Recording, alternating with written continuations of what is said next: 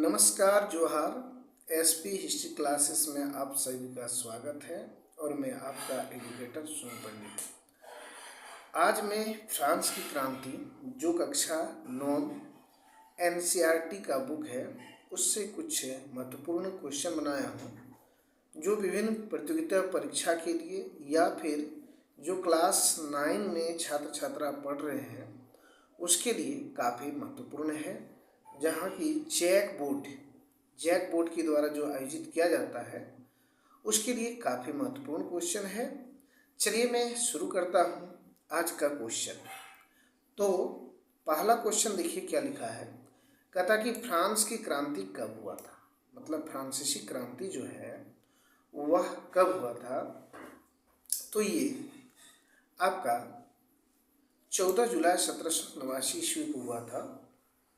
और इस समय जो फ्रांस की क्रांति हुई तो यहाँ एक बस्तील का किला यानी जो पेरिस शहर में है 14 जुलाई 1789 ईस्वी को वह सारे मजदूर वहाँ इकट्ठा हो गए और उस किले को तोड़ दिया था, बस्तील के किले को तोड़ दिया था, जिसके कारण से फ्रांसीसी क्रांति शुरू हो गई थी। चलिए लेते हैं क्वेश्चन नंबर 2 जो है फ्रांस की क्रांति के समय फ्रांस का शासक कौन था। मतलब जब फ्रांसीसी क्रांति हुई 14 जुलाई 1789 ईस्वी में, उस समय फ्रांस का शासक कौन था।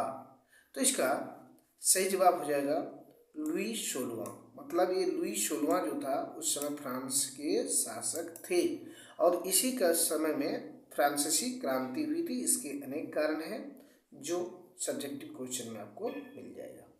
चलिए क्वेश्चन नंबर 3 लेते हैं और क्या लिखा है देखिए कि लुई 16 जो था वह फ्रांस की गद्दी पर कब बैठा था। यानी फ्रांस की गद्दी पर जब बैठा उसका समय क्या था, लुई 16 का समय क्या था।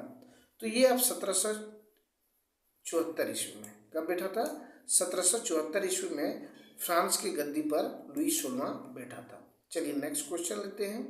क्वेश्चन नंबर आपका 4, जैसे कि आप देख पा रहे होंगे यहाँ कि फ्रांस की क्रांति किस किले हो जाएगा, किले को तोड़ने से हुआ था। तो यहाँ क्या हो जाएगा, बस्तील के किला जो है उसी को तोड़ने से आपका फ्रांसीसी क्रांति हुई थी। यह किला कब टूटा था, 14 जुलाई 1789 ईस्वी को। नेक्स्ट क्वेश्चन है क्वेश्चन नंबर 5 कि बस्तील का किला कहाँ स्थित था। ये जो बस्तील का किला है वह कहाँ स्थित था। तो ये पेरिस शहर में यानी कि पेरिस नगर में बस्तील का किला स्थित था। नेक्स्ट क्वेश्चन लेते हैं क्वेश्चन नंबर 6। कहता है लुई 16 क्या है, लुई 16 किस वंश का शासक था। लुई 16 जो था वह किस वंश का शासक था या किस राजवंश का शासक था।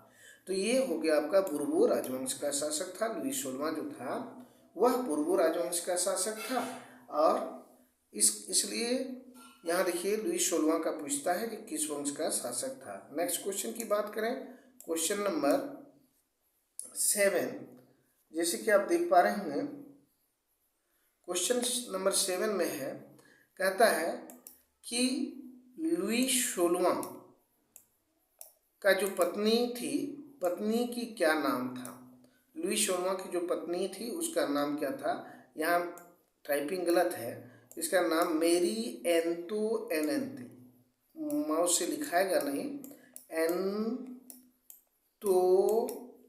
एनेंथ मेरी एंतोइनेट थी।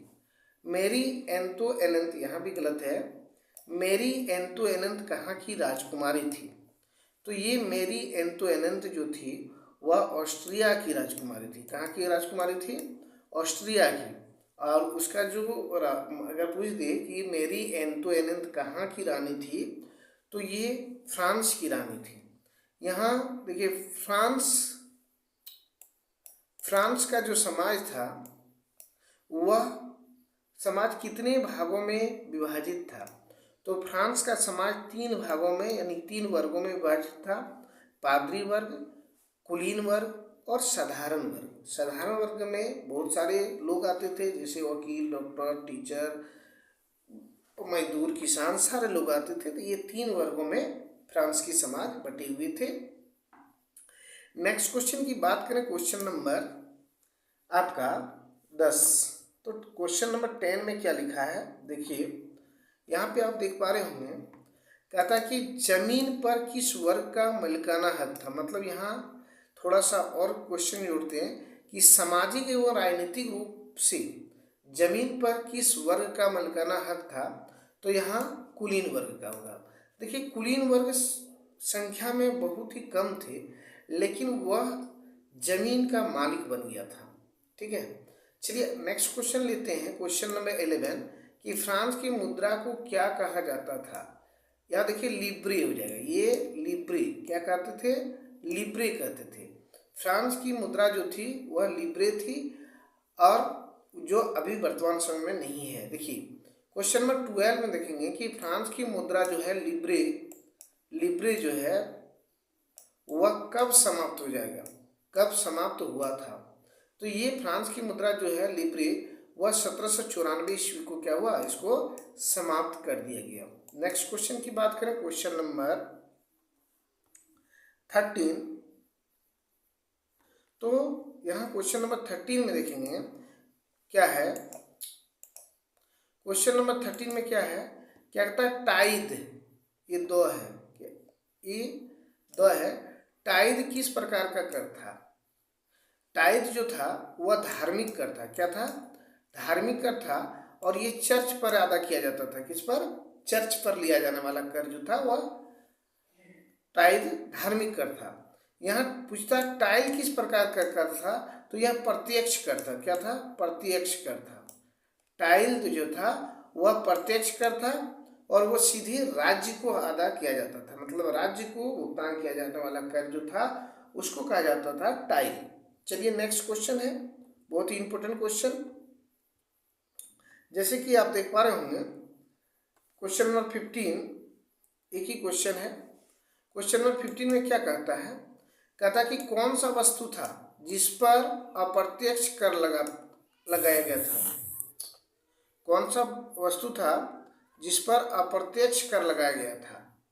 तो यहाँ नमक और तंबाकू दो ऐसा वस्तु था फ्रांस में जिस पर अप्रत्यक्ष कर लगाया गया था।